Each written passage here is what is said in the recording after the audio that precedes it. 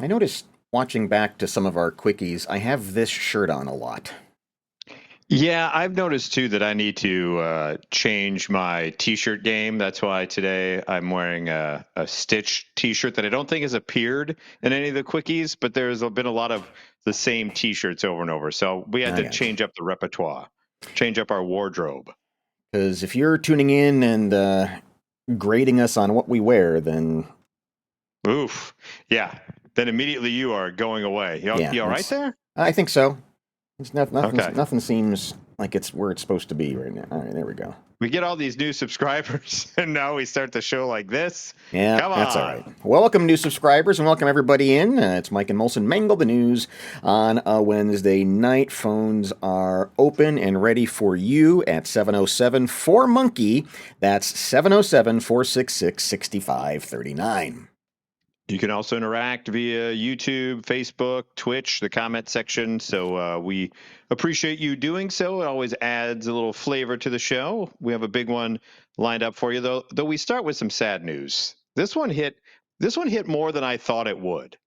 It's not like he's been at the top of the news for very many years. He's kind of done his own thing for a while. But when I got the news yesterday, the passing of George Wendt, it hit me a little bit harder than I would have expected. Really? And I think part of that is because it was my dad's favorite show of all time. And my dad always would go to a bar every Friday night called Bill's. It was a thing that he did. And I at times thought Norm and my dad were the same person because just like same demeanor, same kind of like self-deprecating humor, and just would walk into a room and everyone kind of knew their name right away. So when I got the news of his passing yesterday, it hit on a different level. And he's one of those actors, one of those celebrities that name something he did that bummed you out. I mean, personally, that he was never Yeah, anybody you right. couldn't. I mean, everybody just liked the guy. He spent 6 years in Chicago early in his career at Second City, and is one of the many alum that have come out of that institution. And so beloved around here. Add that on top of his the Bears Yes, skit right, from Saturday Night exactly. Live The that he was a Bulls, part of. the Bears, Yeah, the super fans, the Schwersky super yeah. fans. And I saw an interesting take that someone had posted on social media about his passing, and it spoke really to people of my generation. Of there was two emotions they said that they were dealing with, was and both having to be nostalgic. One was, I want to go back to when I was a kid and watch that show with my family every Thursday night. The other was, I want to go back to my early 20s, to my bar where I Mm, was where it was my own personal Cheers. yeah. So I thought that was an interesting take of like kind of hitting you on a couple of different levels. And I think maybe that's why it also resonated with me as well, because I'm of that generation where like I was a kid when the show hit, and then kind of still had that's kind of the bar in my mind, because I grew up with it. That's what a bar was Hmm. Cheers. Like, it's not a club, it's not super loud, it's just you're there with friends enjoying some beverages. Well, nostalgia is a funny thing, and it's a topic that we've talked about here on the show. When something, somebody from a beloved sitcom passes away, there's usually this rumble of people who say it was so much better back then, as if every show on every network every night was of the caliber of Cheers. No, not even close. And when an old movie comes on TV, it's like, that's when movies were movies, not the garbage that Hollywood puts out now. Again, as if everything is its own, Chariots of Fire or some sort of Academy Award-winning thing. I was trying to think of something from the 80s because we have a new feature on the program called It Wasn't Better Back Then. I love this. Yeah. I love this because you're right. We look back with rose-colored glasses, and not everything was great. We remember the hit songs, and we think that every song was that hit, and every band was as influential as a Led Zeppelin or something. And it's just they're a band in a time of a lot of crap, and Yes. and so you can go back and watch our segment about 1974 and Yeah. the number one hits of that year, and just Awful. the amount of just bad that had been top of the charts. It's not all great. It's not all No, it great. isn't. It isn't. There's wonderful things from back then, like Cheers, and then there's things like Mannequin, which Ooh, isn't wonderful. this Not is good. this is gonna be a tough one for me, Okay. because full disclosure, as a child growing up and my parents buying HBO or adding HBO to the a lot of HBO was just on in the background, because if we're paying extra for it, we're going to watch it. And this was one of those movies that was on a lot Oh yeah. in the early beginnings of HBO. And it was just funny enough, right, for like an 8 or 9 year old me, and like it wasn't wrong. It was just, it walked that fine line to where it would be on in the background and my mom wouldn't care, right? There was a love story Well, involved, so yeah. it just kind of, it played a lot. I mean, But what? you're right. Yeah, as a prepubescent boy, Kim Cattrall in her underwear, whatever else is going on in the movie is irrelevant. Correct. And my dad liked designing women as well, so Meshack Taylor's in there. So it's like, and it was the bad guy from Police Academy shows up. So there was a lot of 80s all together. Yeah. But when you put that stew together, it didn't taste good. Let's watch the trailer from Mannequin and watch it with 2025 eyes and see if it really was better back then. Jonathan Switcher I'm Sex. loves to talk to his work. You know, you're the first thing I've created that made me feel like an artist. Don't you like your new scarf? He never expected Not especially. to hear it talk back. I really think I'm going crazy. I am so glad you're working here. I never thought they'd hire anyone stranger than me. You're the only one who can see me like this. To the rest of the world, he's a disaster. You're fired. And she's a dummy. You were one sick puppy. But together, Hey, don't do that. You weren't so shy when you were creating me. You weren't so real. they make magic. Look at him with the dummy. Who are you to criticize?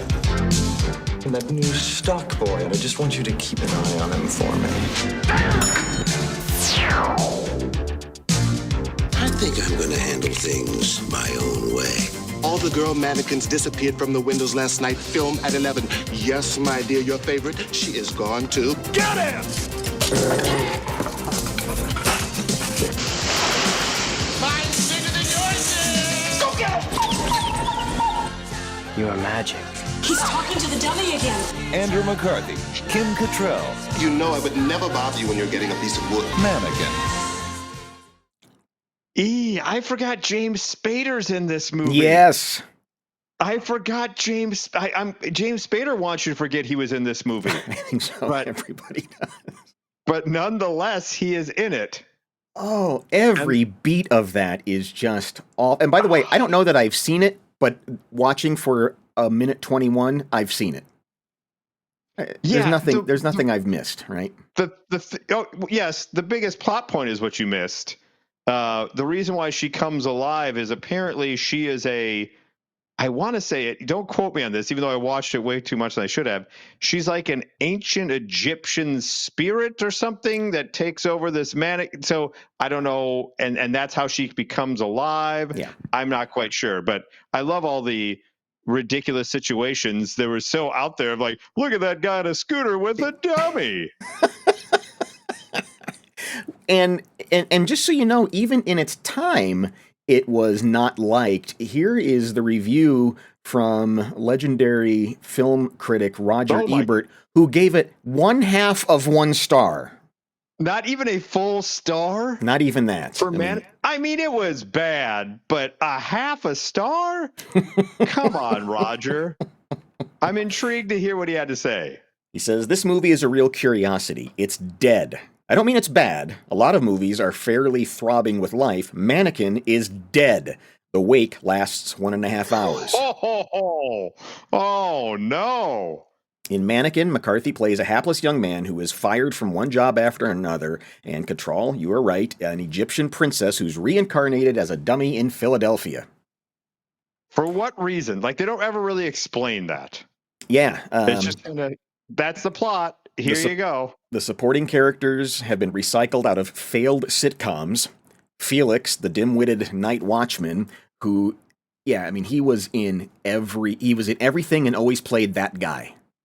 Yeah, he was in every police academy, and Mahoney always got the best of him. Yeah. He was in, and I looked up too. I mean, there was like this period of time where he's in like Chips and Laverne and Shirley and Happy Days and Dynasty and gosh, there was like 12 of them in a row, and it's like, yes, I can picture him in. And he was in MASH. He had a recurring role in MASH. But it's like, yeah, he was always that exact same person in that movie. Hollywood, the flamboyantly gay black window dresser who becomes the hero's only friend. Mrs. Timpkin, the good-hearted owner of the department store. Roxy, the hero's bitchy girlfriend who is jealous of the dummy. All these people do exactly what we expect them to do, exactly when we expect them to do it. The gimmick, as seen in the trailer when he says, "Sick 'em, boy," and the dog runs the other way. The gimmick is that the mannequin only comes to life when McCarthy is watching her. This rule is reinforced rather loosely. For example, when they ride down the street on his motorcycle, she only freezes up when other characters in the movie see her. It's just like Fight Club. Is there something to it at the end where it's actually the mannequin was actually him in drag the whole time? McCarthy and Cattrall are fairly helpless in the face of this material. And then he gives a couple of examples if you want to see them actually in good stuff. Look at Ticket to Heaven and Pretty in Pink. Oh, and also look at Weekend at Bernie's for Andrew McCarthy. He's excellent in that movie. Oh, yeah, as well. Studying the press material for Mannequin, I learned that Michael Gottlieb, the director, got the idea for this movie 5 years ago, walking down Fifth Avenue, and thought he saw a mannequin move in the window of Bergdorf Goodman. Just thought you'd like to know. And that's all Ebert has to say about that. Kudos, though, to Gottlieb, right, the director, to take a chance possible occurrence of mannequin movement and somehow turn it into a 90-minute movie. Right. As bad as that movie was, let's at least give him credit that he was able to flesh out a way to not only come up with that story, get that story to be okayed by the studio, then get a pretty hot actor at the time, Andrew McCarthy, and Kim Cattrall coming off Porky's, and Meshack Taylor for Designing Women, to be in this movie, let alone James Spader, and get this movie made. That's quite the accomplishment for Gottlieb. Unbelievable. But you're right. There's this chunk of time where it's one of about 4 movies in rotation on HBO, and that was about all they had. It was Mannequin, La Bamba, Side Out, and I can't remember what the last one was. And I know all of them by heart, way more than I should.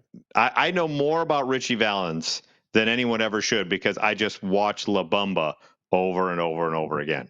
La Bamba is how you pronounce it. Is that right? Yeah, La Bamba.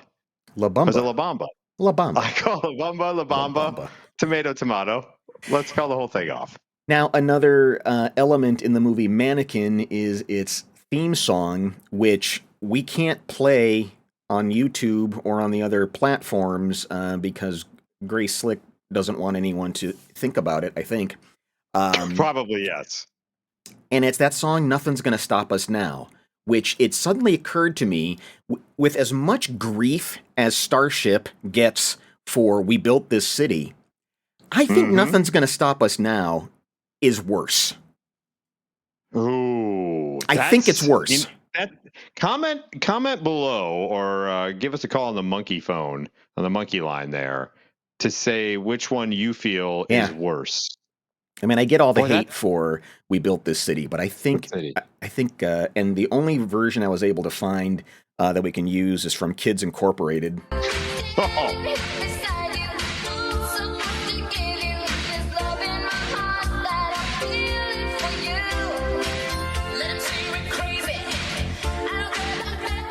Okay.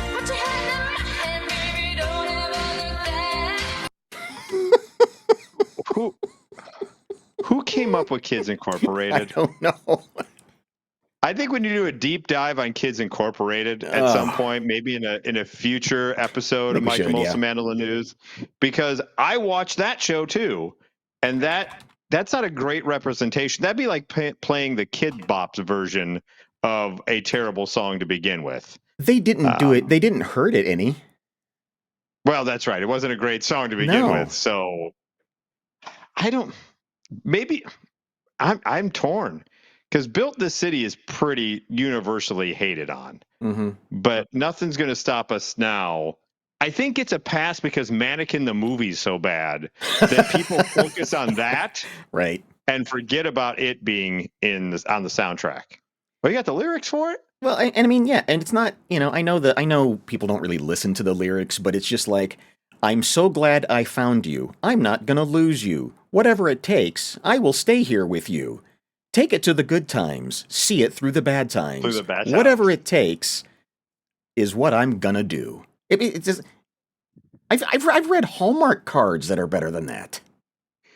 Do you know this probably was somebody's first dance at a wedding, though? Oh, of course. We can build these dreams forever, standing strong together.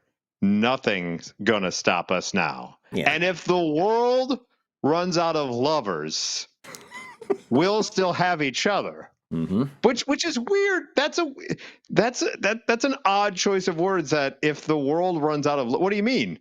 Yeah. Why are you looking for other lovers? If we're supposed to be together as much as you're saying in this song, what would we care if they had a bunch of lovers or not? Right. And then they just say the same thing for the next, 2 minutes of the song. Oh yeah. It's terrible. In one of the articles, the songwriter Albert Hammond said he was living with his girlfriend for 7 years, and finally his divorce went through, and he could get married, and that's what inspired him to write the song. And then he saw a mannequin move at Bergdorf Goodman. So wait. So this guy was cheated on his wife. No. He'd left his wife, or she left him, one of the ways, but he couldn't get married because his divorce hadn't gone through. For 7 years? I don't know. That seems to be dragging your feet. Well, somebody was. Or was it also during the airplane becoming a starship, and is it Jefferson in there or not Jefferson or post Jefferson? Was that legal battle also going on at the same time? Right. So yeah, a ridiculous idea, a ridiculous concept for a movie. Terrible song. That I am going. Yes. I will stand on that one. Arguably worse than We Built This City. I'm going to go with your hot take. Yeah. I think you're onto something. I think Built This City has gotten, justly crapped upon for years. This one, Nothing's Gonna Stop Us Now, has flown under the radar because of the shield of how terrible the Mannequin movie is. Yeah, well, and the shield of how bad We Built This City. Built the City is. Right. So this is for you, kids of the internet, who I know the first thing you do on Wednesday night is come on and watch us. Correct. Or watch the quickie. Yeah. When the old fogies in your life say, you don't know real music and real movies, it was so much better back then, just show them this and say, no, it wasn't better back then. You had this. You had this. Oh, did you know they made a sequel, by the way? They did make a sequel. Yeah. And I think the black guy is the only one who is in both movies. Hollywood. Correct. Yeah. Yes, Hollywood, I think, is the only. Oh my! How much do you think this ended up getting in the box office? The original or the sequel? The original. How much do you think Mannequin made at the box office? $7 million. It made $42.7 million in the box office on an $8 million budget. Well, we're saps. That's a good return in your investment. We're saps. No wonder they made a second one. Yeah. God, we're a bunch of saps. That $42 million. And isn't that the crazy thing about all movies where you go, okay, why was this thing made? And then you look at, even if you double your money, who's not going to want to be in on that deal? This obviously, almost tripled. Yeah. The film debuted at number 3. No, what am I saying? Guess 5 times.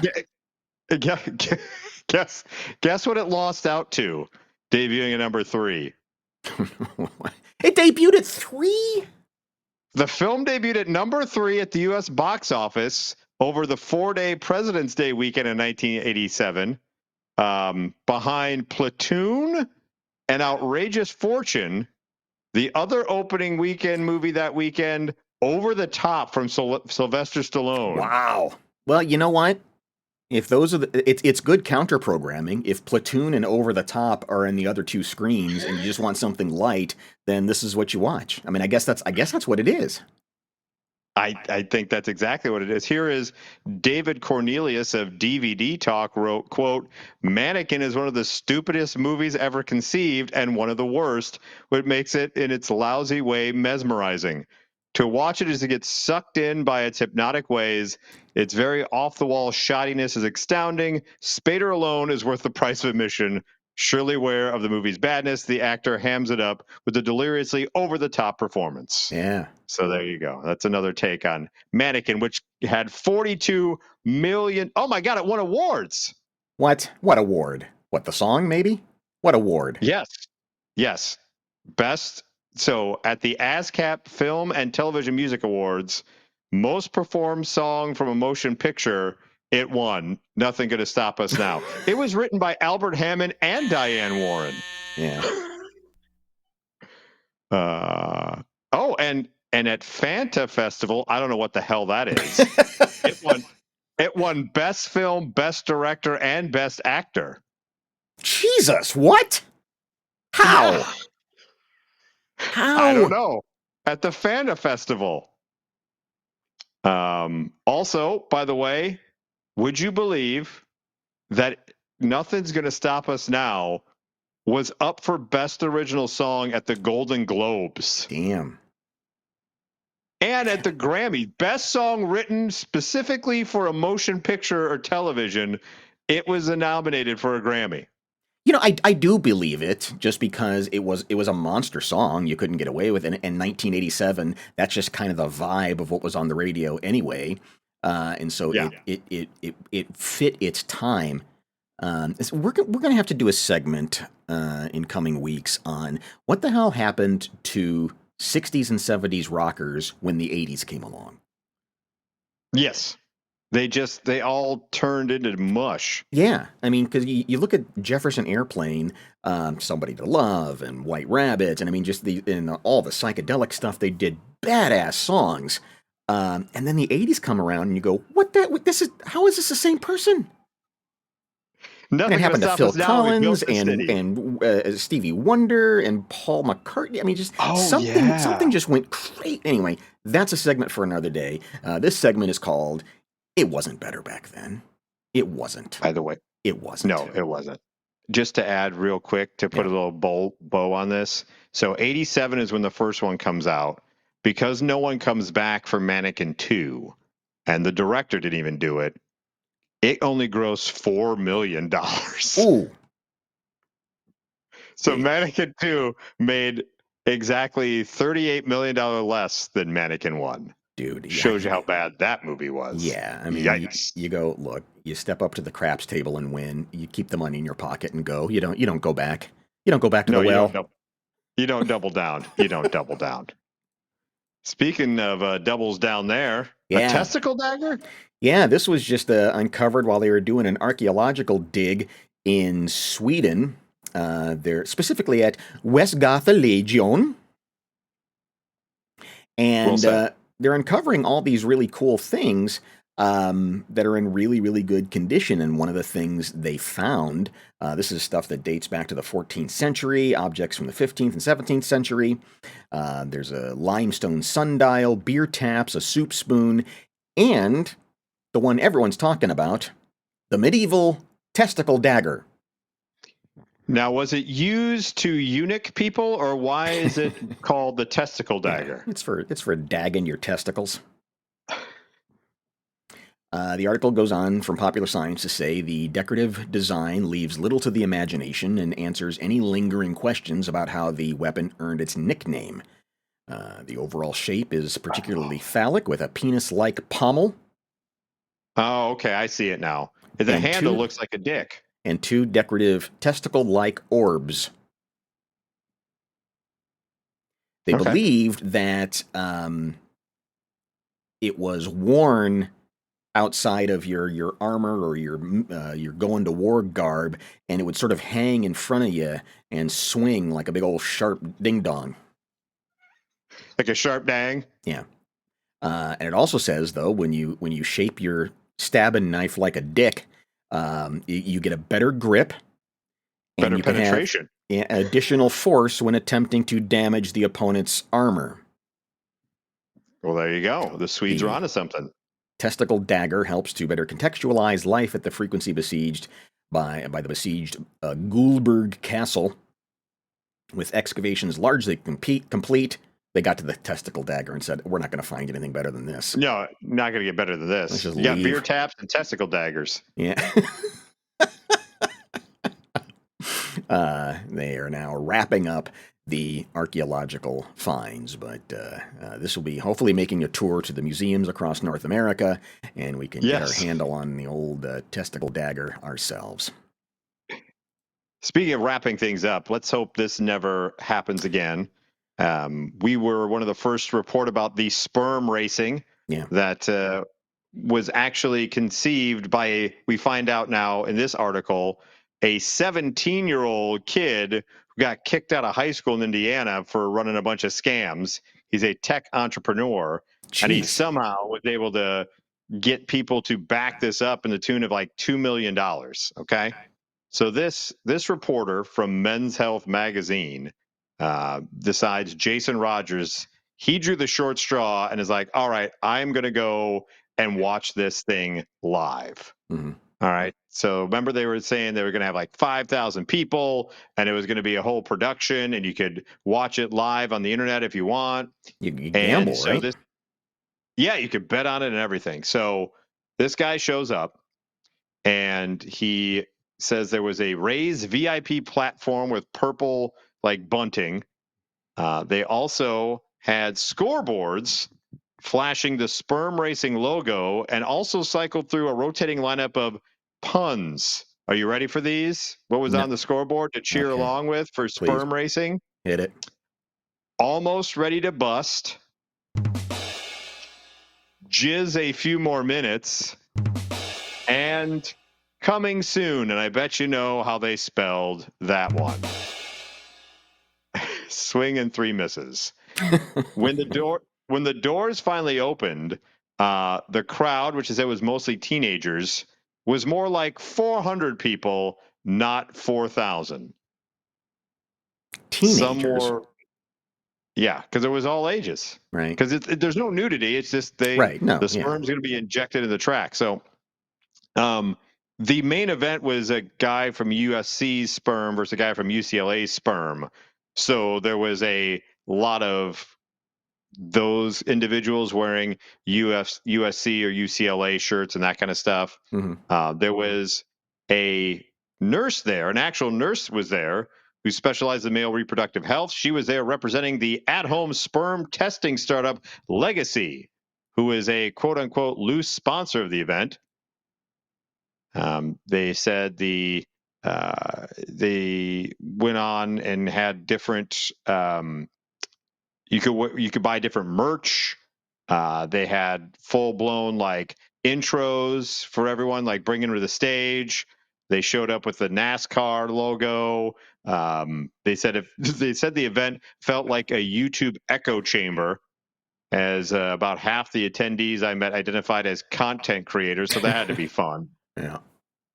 God. I'm glad this was a flop. They said through it all, when it came down to the final race, the two individuals returned to the stage and were directed to step into a glass tank with tubes snaking upward toward fluid containers overhead.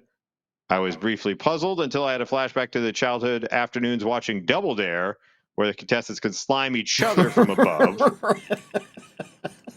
Except in this case, the limiting question was, is it really going to be what you think it is? Right.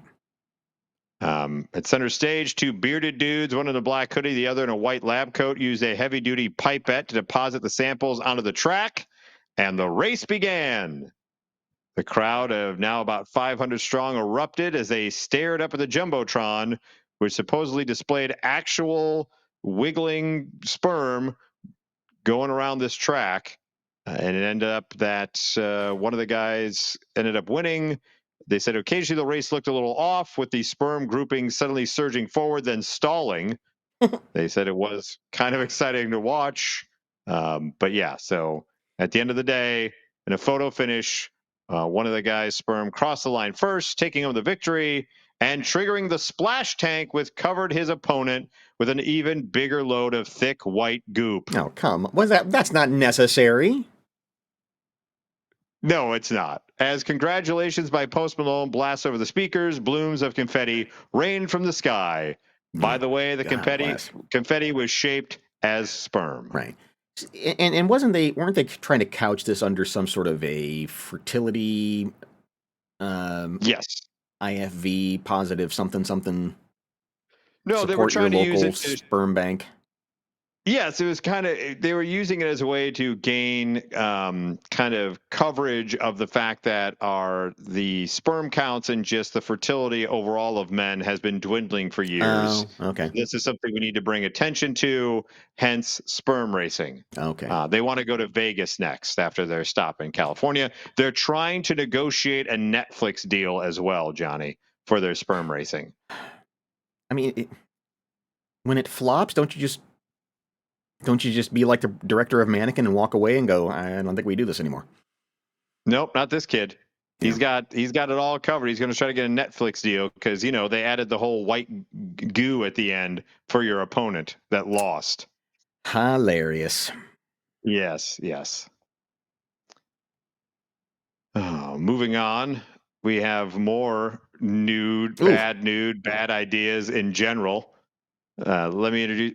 First of all, karaoke in and of itself is a little fraught with peril. Terrible. Right? I mean, not fraught with peril. Not fraught with, it's terrible. The allure for some people is they get to belt out their chosen songs, and it's their 14 minutes of fame or 5 minutes of fame, whatever it may be. But imagine it now nude with and it looks like this all the time. It's always that's what it always sounds like. Yes, exactly. It never sounds good. So coming up in June, this group of naturalists have a whole weekend planned, and one of the activities is nude karaoke. Good. They said there'll be an evening dedicated to karaoke on June 21st, starting at 7 o'clock and ending at 11:30 p.m. Between belting out classics, there'll also be a supper menu served, with attendees having the option of a beef burger or deep fried scampi. I don't know why that's funny, but it's just funny. Yeah, vegetarians can expect a cheese encased in breadcrumbs with skin-on fries. So if you want to go and sing nude, if that's something you should just do in the shower. They're basically taking something sacred of shower singing and turning it into a spectacle, and I just can't jive with that. I really feel bad for these people in the picture because these people are behind them. These nudes are behind them. Can you see that? Yeah, I do see that. That's some interesting placement there. Don't bend over. Don't bend over. Yeah, don't do that when that's going on behind you. That's not what you do when that's behind you. Come on. No, you don't. They have a whole bunch of they got an afternoon tea that'll be held with a twist. The event will be complete with a Bucks Fizz Buzz. I have no idea what that is, nor do I want to know. Guests can expect to enjoy everything from a selection of finger sandwiches, homemade quiche, and mini Scotch eggs to scones, jam, and clotted cream. And they're also going to be taking part in the Great British Skinny Dip campaign. You can purchase lunch from there, then the karaoke evening. So yeah, they got a lot lined up for you here. Yeah. They've got a special Boogie Nights thing coming up. Tonight they're doing British skinny dipping. And then June, I want to say June 21st or something is the nude karaoke. Why? Why do you need nude karaoke? August, they're doing a Rocky Horror Show Dress to Impress, which is the But you're opposite of nudists. nude. What? Yeah, exactly. What are you doing dressed to impress? You're nudists. That makes zero sense. How many times do you think this photo gallery button gets clicked on this website? Oh, way too often. I'd love to see too often. Forgive me, but I'd like to see the back end stats. Hey, how many times compared to how long do they stay on the actual site? Yeah. Yeah, because if you want to go looking for the site, go ahead. But I'll just go ahead and tell you, you're not gonna see anything. I mean, well, you had that one picture basically summed everything up. Right. Here we go. There's a photo of one guy that's just like the quintessential. There, right there. That's what you're missing out on. Mm-hmm. That right there is every nudist colony and nude beach ever. It's that guy. Yeah. He's holding a microphone. Maybe he's the MC for the karaoke night. I bet you he probably is. Oh, They have a game room? Look at that. They got a game room. Nothing like having your balls sling against a foosball table. Yeah. A snooker table, tabletop shuffleboard, and various games for adults and children. No, you can't put that in there. Plus, we keep freezers in there if you wish to use them. For what? To ice your nuts after you get snookered in the balls? Because you had your balls up on the snooker table? Oh, what's the rules on photography? In order to preserve everyone's privacy, permission must be obtained from a committee member before taking any photos or videos, and explicit permission from everyone in the photo, even if they're in the background and maybe they didn't notice. Children under 12 must be accompanied by a supervising adult at all times. Look, I know, it's this whole naturalist thing, and yes, it's perfectly fine to have kids in there, but it's not perfectly fine. No, that's something you don't need to see. Just imagine for a moment, if you will, the horror. Yeah.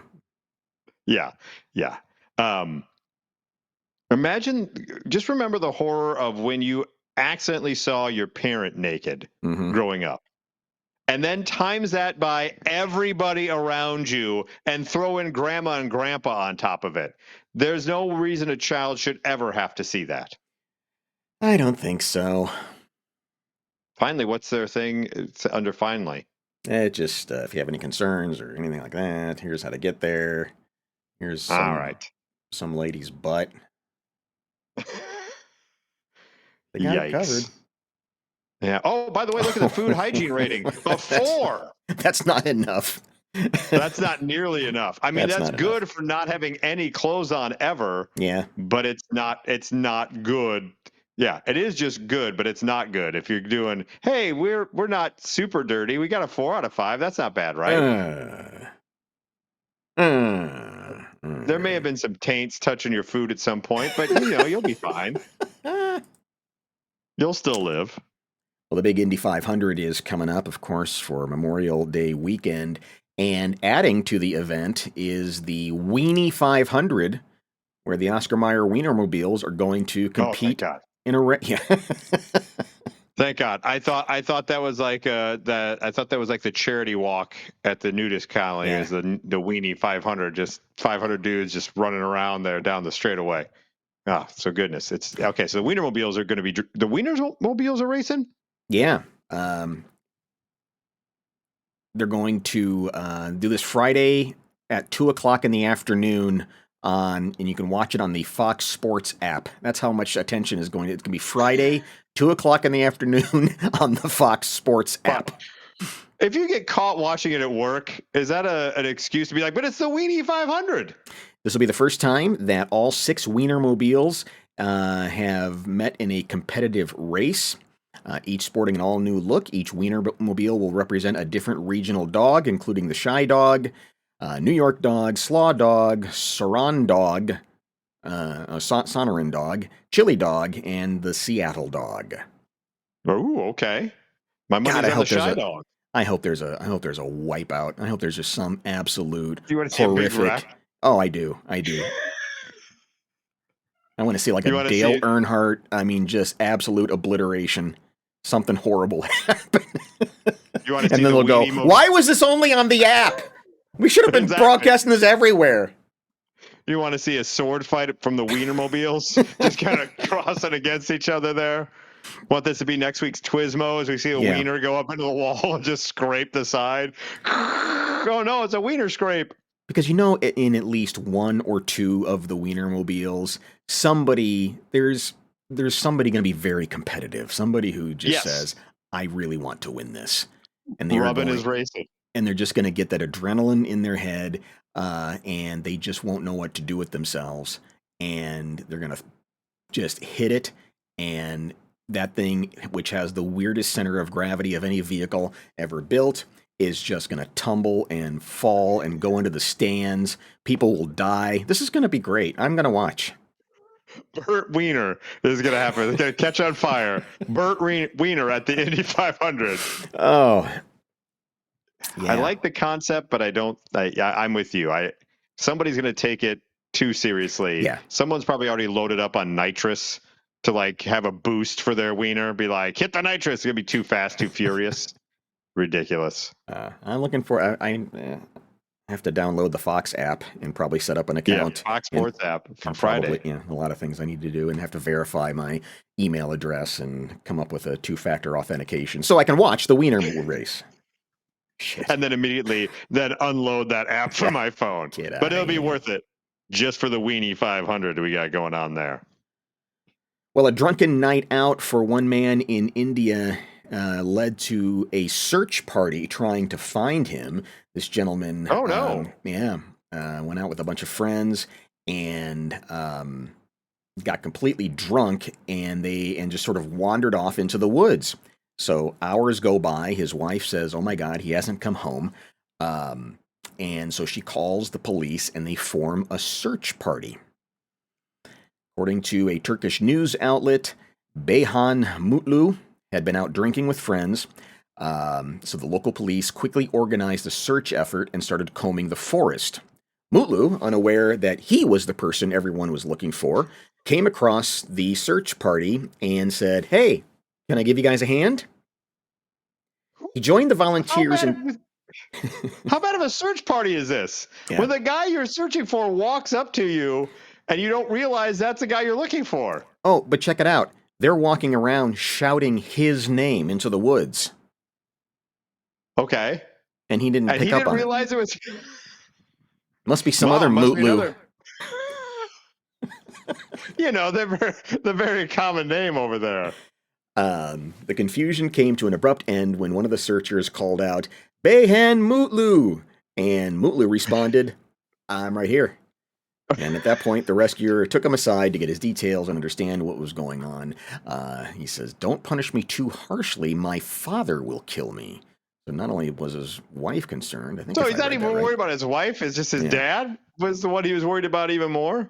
Yeah, his wife and friends contacted authorities to report him missing, but he doesn't want to get in trouble from his dad. Probably, he doesn't want his dad to realize that he's an absolute dumbass and was walking around shouting his own name, hoping to find himself. There's so much to this story.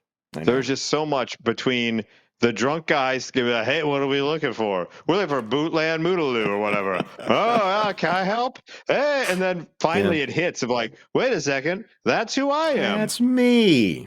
That's me the whole time. Gotcha, you've been punked." Yeah, I like that. That's a really good point. Yeah, he sobered up just enough to be a good citizen and say, "Oh, I ought to help these people out." Who are we looking for?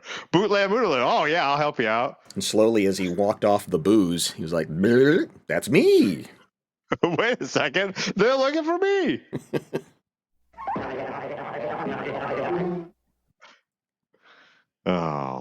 Oh, man. It is wedding season. Wedding season is beginning.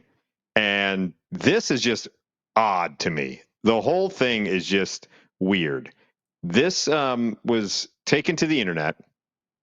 This woman goes, "I took the engagement ring off for a second since I was doing gardening and came back to find my mother-in-law wearing my ring saying how pretty it is. She had been going on about how much she liked it before, but to put it on without my permission seems invasive." Seems weird. Wore it. Yeah, she wore it, put it to the light to see the diamond sparkle and commented on how nice it looked. My ring now feels tainted because someone else has worn it, and being someone I don't have a good relationship with. But then again, that could just be me being over the top. Good Lord. So she's like, I don't know about this ring anymore. Now that my mother-in-law put it on and like took it to the light and like, let's see here. Oh, my son has done a fantastic job. Why would you do that? I just wanted to feel what it was like to be married to my baby boy. I bet she's one of those I think moms. that's it's part of that, right? I think so. I think she's one of those be moms. part of that of like, you're taking my boy away from me, but I just have to look and see and feel, what if it was me that he had chosen instead? Oh. Oh, what a beautiful ring. What a beautiful ring. That's awful. Yeah, that's awful, that's but I think that's what it was. Yeah, that's why it's tainted. Because otherwise, why the hell would you do that? Like, it's one thing to pick it up and look at it, but to put it on, like, that's something kind of sacred. Put That's on messed somebody up. else's wedding ring. God, I would love to know what that last moment of as she walks into the room and just sees mother doing one of these. Holy crap. How disturbing. Yeah. Somebody said, responding to a commenter, you're not being unreasonable to be annoyed that she just went and tried it without asking, but you are being unreasonable and weird to say it's tainted. I don't think you are. No, because she's one of those mothers. That's the only that has to be the answer. That has to be the answer. Because she goes on saying that she does not have the greatest relationship with this woman to begin with, and now all of a sudden this happens, and it's like, yeah, this seems to be more than just, I want to see what the ring would look like on someone's finger. Can I try out the wedding night instead of you? Oh, he likes his favorite color is pink. In fact, we were with him at the nudist colony. We took him there when he was 9, and he really enjoyed his time there. I used to wear this when he was a baby. Maybe it'll turn him on. Yeah, she's one of those. She's one of those mothers, no question. Do you need to now ask for a new engagement ring? New ring. He's got to do the whole proposal over again. Oh, okay. You're going that far that he needs to the whole thing needs to be just scrubbed from everyone's memory, and we start all over again. Yeah, whatever the equivalent of an engagement annulment might be, he needs to get one of those. Just needs to be wiped from the records. Because this mom is going to be the one that wears white on the wedding day too, isn't she? Oh my God, you're right. Yeah, and she's going to want to walk her boy down the aisle before the ceremony, and kind of stand there for a moment that's way too long, where everyone else in the church is like, I thought he was getting married to Julie. Yeah. Why is the mom still there? It's all going to be goofed. Does Julie kiss you like this? Yeah, it's all going to be horrible. Oh yeah, they are going to be that family too. You know what? This may be the best for this woman. She may have gotten a window into the rest of her life, and she may just want to run away and be like, you know what? Keep the ring, because it's just not worth it. I'm totally with you on that one. All right. Time for some action finally on this show. Hey, we've had a lot of action. Just look at Kim Cattrall in those windows. Time for This Week in Slow-Mo. And we got a skateboarder. That always been bad. Yeah. Trying to do the thing that is really impressive when it works, where the skateboarder jumps up onto a rail and does the half pipe. Is that what that's called? No. As a former skateboarder myself, thank you. You're grinding the rail. Grinding the rail. You're doing a rail grind, and it does look cool. It does look cool. Inevitably, unless you're a pro, it ends terribly. Like, first of all, I will fully admit, if we had video of it from back in the day, I would have totally used it as Twismo in this instance. The one time my parents were always against me skateboarding, because they're like, hey, you're an athlete, you're going to get hurt, and your skateboard, I'll be fine. So they finally bought me a good skateboard. And I tried to do what this gentleman is about to do. And when I landed on the rail, because I had grinded some rails before and I didn't have like the grind protectors, it had worn out the middle of the skateboard. So in this particular instance, when I ollied up, it split in half, and so did my nuts, because I went right down. I went right down on the rail and racked myself, and that was the end of skateboarding for me. Well, let's watch what happens to this poor guy. And as we go into the slow-mo version of it, there's a point where I think we can figure out that it's gone horribly awry. My face. Goes by fast. My face. Hurt my face. Hurt my face. It put his face right into that fence. I think the video quality isn't that great, but I think at a point on the rail there's a separation, and that because you hear it clang, and that's when he starts to lose his balance. I think it separates, or maybe the two bars got out of whack. It's not as clear as I'd like it to be, but just watch. There. Oh, right there, yeah.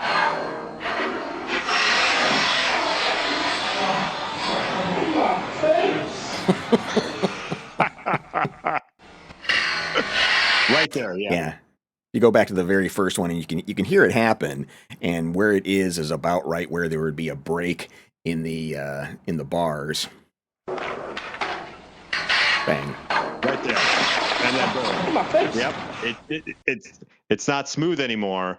He hits a little groove, and it just throws off the flow. Yeah, and I almost wonder if his own weight pushed one of them down, and could have been, and it popped it, because it just has that sound like it just got. To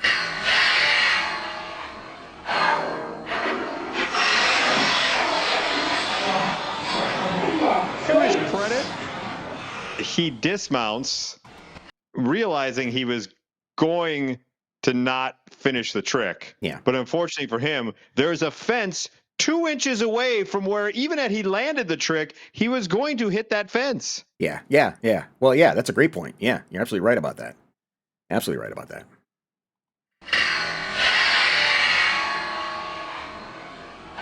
Oh.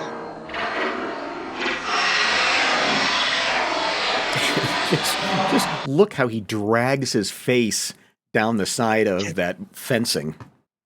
Oh. And I love how he just adds at the end, my face.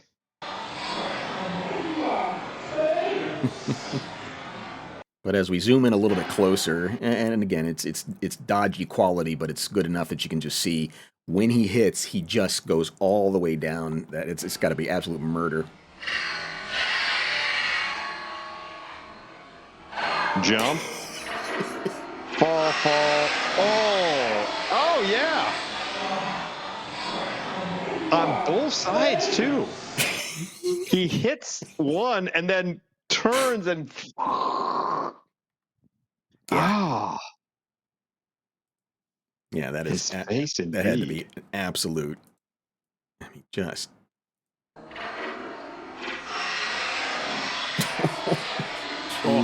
Everything. Oh. And the angle of his back, too, when he hits it. Yeah. Also can't be feeling real good either. And he does and I know it's completely involuntary, but we all do it when you start to stumble and you think you can contort your body like a cat and somehow defy gravity, and it doesn't matter. You can flail your arms as much as you want. Oh.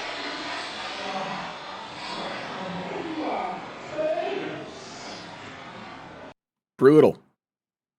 Yeah, awful. That poor guy. Yeah. Awful for him, maybe but next good, time. Good Twismo. Good Twismo for us. Yeah, maybe next time also don't do that so close to a fence. Right. Probably, find your surroundings a little bit better next time, Broseph. If there's a video you want us to break down in slow motion, send it in to us, put it in the comments. We're easy to find. You can find us. Make sure you like us on Facebook, and you can contact us that way. Subscribe to the page, like the page. What else we put? Ring the bell. Yeah, ring the notification bell. That should let you know we're going live.